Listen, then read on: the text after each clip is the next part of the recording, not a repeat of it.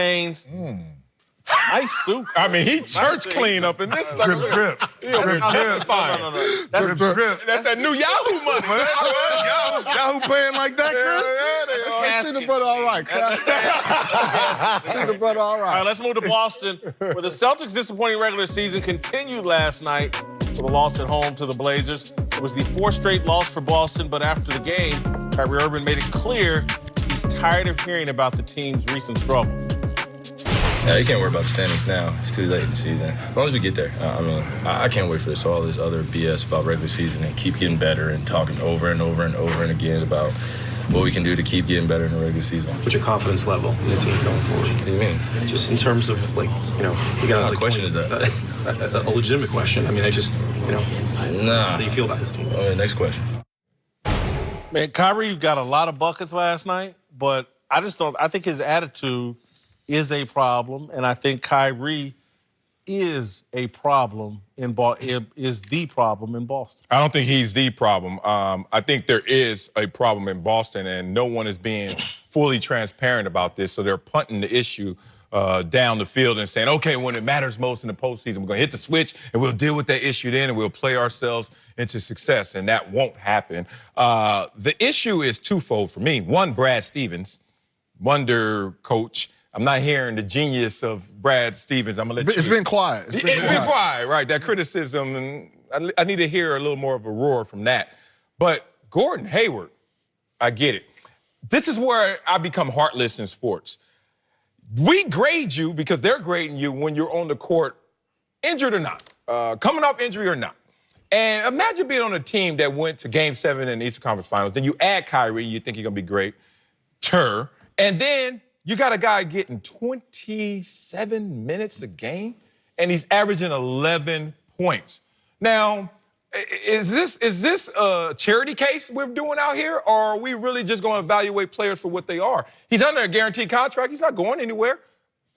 Work on your game. Do something. But you're giving this guy starter minutes and getting bench production. And I think all the guys notice this. And then when you're a guy like whoever it could be, Jason Tatum, you got to go on the bench or whatever it may be, and you're Marcus Smart, and he's like, I'm not getting burned, and this dude's out there getting burned. I think that could eat up a locker room. Well, look, Gordon Hayward, I kind of feel sorry for him because he's not back to form, obviously. He's still trying to work himself into the mix. The Boston Celtics have invested a lot of money, time, resources, and trying to get this guy back on the floor.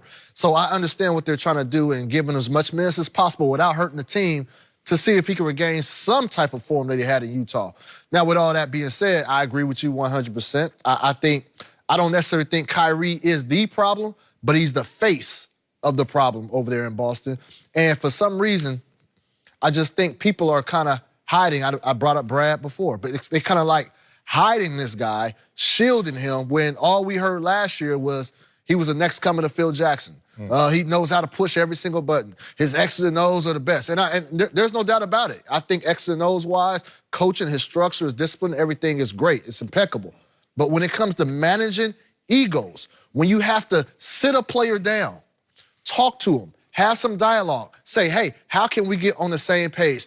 Build a relationship. That's what I'm not hearing coming from the Boston Celtics. And then Kyrie, just a bad dynamic, a mix of his ego and things of that nature. So I think those kind of blend together is why we are where we're at with the Celtics. Well, we're talking about spreading the blame around because it can't just go on one person, one individual. Let's start with coaches. You talk about this. To me, in the regular season, coaches manage minutes, egos, and injuries. That's what they do during the regular season. And once you get in the playoffs, that's when you really dive into the X's and O's. Brad Stevens' background was one at Butler where he had overachievers. Okay, he can allow the locker room to really police itself because they weren't overly talented, so they bought in.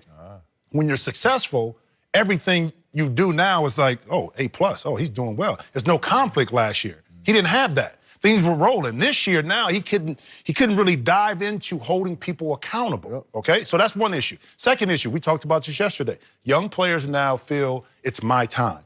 I got to come in here and prove myself based on what I did last year. I need to get better.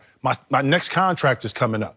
I want to be the guy. I'm anointed next. You're dealing with that. Kyrie, okay? As the face of an organization, you have to be responsible to handle this tough situations, okay?